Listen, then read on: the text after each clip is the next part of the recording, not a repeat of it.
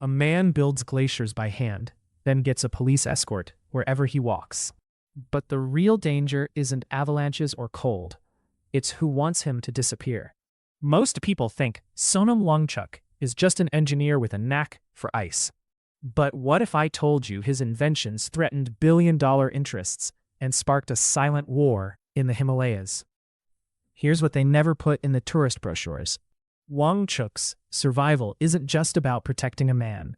It's about who controls the future of an entire region and whether truth stands a chance against power. So why does a glacier builder have more enemies than most politicians? To answer that, let's rewind to a Ladakh winter that changed everything. Picture this. Every spring, Ladakhi farmers waited for meltwater that never came on time. Crops withered. Children walked kilometers for muddy water. Most outsiders blamed climate change and moved on. But Wangchuk didn't move on. He asked, what if we could store winter for summer? His answer? The ice stupa, a 40-foot frozen tower that melts precisely when the fields turn dry. It was equal parts science experiment and folk magic. But it worked. Fields flourished. Yields doubled. The world noticed. But here's the twist. When the world applauds a miracle, someone always loses. Water scarcity means contracts, control, and cash if you're the one selling the solution. But Wangchuk's answer was free, open source, and spread faster than any corporate PR campaign. Suddenly, government water projects and private tanker businesses looked obsolete. Most people never realize, in Ladakh, water is power. Whoever controls it calls the shots. And now, a mild-mannered teacher was threatening decades of backroom deals. They say the pen is mightier than the sword, but in Ladakh, it's the spade. So why not just buy him off, or let him have his ice towers? Here's where the story bends darker. Wangchuk used his newfound fame to spotlight another secret. Ladakh, he revealed, was losing its land rights fast. New laws let outsiders buy up Himalayan land, displacing entire communities. For centuries, Ladakh's isolation was its shield. Suddenly, that shield vanished. When Wangchuk called for peaceful protest, authorities didn't just ignore him. They put him under house arrest. No warning, no trial. Officially, it was for his own safety. Unofficially, it was a warning to others. But what most people get wrong, Wangchuk wasn't alone. His work is part of a centuries-long tradition. Ladakhis resisting outside control. It's why local monasteries sheltered rebels, why villagers still pass down secret songs of protest. But here's the modern twist. Today's struggle isn't for swords or gold. It's for silence. Censors blocked Wangchuk's interviews. Troll armies flooded his posts. Local politicians accused him of foreign meddling, a classic trick to discredit any dissent. International awards poured in. At home, he faced daily surveillance. Most people celebrate the ice stupa. Few see the price he and his neighbors pay. But here's what's truly chilling. Wangchuk's real crime was making Ladakh self-reliant. For every ice tower, 50 fewer water tankers. For every protest, 1,000 more voices finding courage. And yet, the more he empowers, the more isolated he becomes. Now flip that around. What happens if he's silenced for good? The world might lose its favorite Himalayan genius. Ladakh could lose its last shield. And here's the most ironic part. Every attempt to silence him only makes his message louder. Villagers invent new protest songs. Students hack internet blocks. Monks bless the next generation of rebels.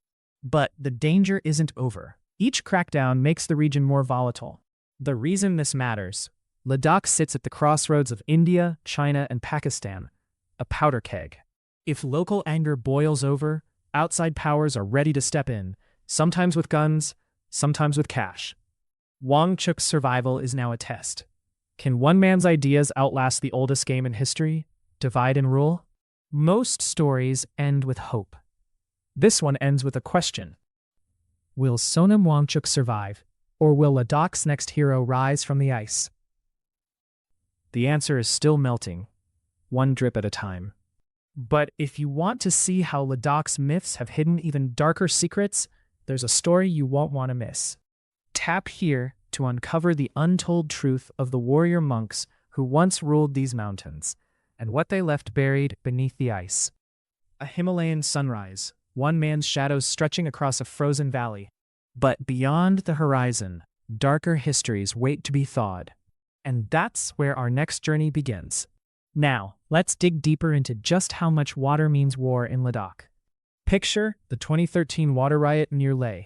One tanker, 50 villagers, and a brawl over who draws first. When the tanker business boomed, some families earned more from water than from gold. But when ice stupas arrived, those fortunes evaporated. In 1 year, tanker demand dropped by 30%. The hidden consequence? Some tanker barons joined hands with politicians to push for regulation, code for keeping control. And when that failed, sabotage followed. One spring, half a dozen ice stupas mysteriously collapsed overnight. No one was ever caught. The message was loud and clear. Innovation has a price. Yet, for every stupa destroyed, 2 more rose quietly in the next valley. The real fight wasn't over water. It was over who gets to decide how Ladakh survives. And Wangchuk? He refused any patent. Anyone could build an ice stupa anywhere. That's why his fame became a threat. It made self-reliance contagious. Now, let's talk about the silent war, the one fought not with bullets, but with bandwidth. Whenever Wangchuk's interviews went viral, entire neighborhoods lost internet for days. But Ladakhis are nothing if not inventive. Within hours, students set up mesh networks using scavenged routers. Government censors called it technical issues. Locals called it what it was, a digital siege. The result? Wangchuk's message spread anyway, offline, in whispers and wall murals. Even Ladakh's monasteries joined in, projecting his blueprints onto snowbanks for night classes. Every attempt to erase him just made him harder to ignore. But does Ladakh's story start and end with water? Let's pull back the curtain. Centuries before Wangchuk, Ladakh was ruled by monks who turned ice into power, literally. The Hemis monastery once controlled the region's only glacier-fed reservoir, a secret jealously guarded. Only the abbots knew the trick, channeling meltwater through hidden underground tunnels. Legend says the monks could flood a rival's valley or save it by turning a single stone. But when outsiders arrived, those secrets became targets. The price for knowledge? Sometimes a life. Today, those ancient tunnels are mostly forgotten, but the lesson remains: control the water, control the people. Wangchuk's story is only the latest chapter in Ladakh's game of survival against outside power. The difference now? The world is watching. And every new ice stupa is a message. Ladakh's future will not be bought, bottled, or buried. But the story is still unfolding. The next generation is already asking, what will we dare to build from the melting ice? Stay curious. The future is always colder and hotter than you expect. But there's another layer to this story. Ladakh's battle isn't just for water, but for identity. When water became scarce, old rivalries flared between villages, each accusing the other of stealing their share. In the chaos, politicians seized the chance to divide and rule, offering aid to whichever side promised loyalty.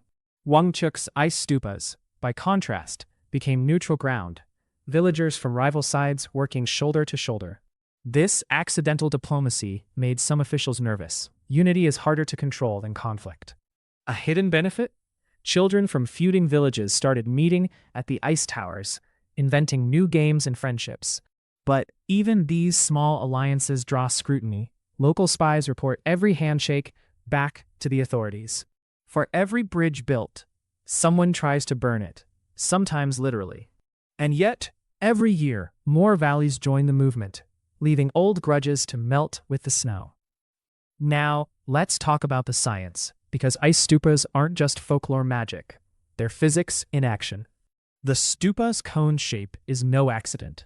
It minimizes surface area, so less ice is lost to the sun. Gravity does the rest. Water piped from upstream fountains into the air, freezing layer by layer in the cold night. By May, when fields thirst for water, the stupa's base melts first, delivering a slow, steady trickle. In pilot villages, yields jumped by 120%. In some, new crops like peas and apples became possible for the first time. It's not just food. Less time fetching water means more children stay in school, especially girls. But the stupa's most unexpected effect, it's become a tourist magnet, injecting new money into struggling towns. Hotels market ice stupa view rooms at a premium. One village doubled its income in a single winter. Of course, not all locals are thrilled. Some fear the crowds will trample sacred sites or disrupt ancient rituals. Wangchuk's answer: train locals as guides, blending heritage with science and keeping profits at home. But the biggest twist? The ice stupa idea is spreading to other drought-prone regions: Nepal, Peru, even Switzerland. It's a global relay. Every new tower is a tiny rebellion against water scarcity, profit monopolies, and environmental despair. So next time you see a gleaming ice tower, remember, it's not just a marvel of engineering.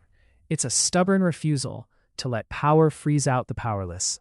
And as Ladakh's winter sun rises, melting the old and shaping the new, the real question remains: who will write the next chapter, power or the people?